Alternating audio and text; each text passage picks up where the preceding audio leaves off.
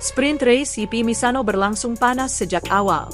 Marc Marquez yang start dari posisi keempat langsung menyodok ke posisi 2, menempel ketat Marco Bezzecchi yang memulai dari pole position.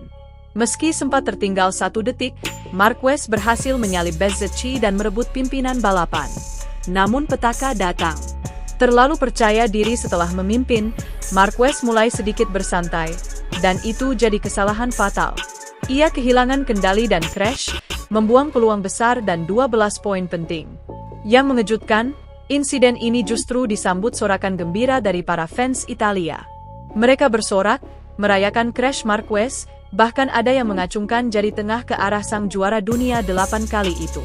Seolah-olah tumbangnya Marquez adalah tanda jalan menuju gelar dunia bagi jagoan mereka. Usai balapan, Marquez menegaskan kepada media bahwa gelar dunia tahun ini tetap akan jatuh ke tangan keluarga Marquez, entah dirinya atau sang adik Alex Marquez. Kini, perhatian tertuju pada race utama hari Minggu. Mampukah Marquez membungkam publik tuan rumah yang menyorakinya?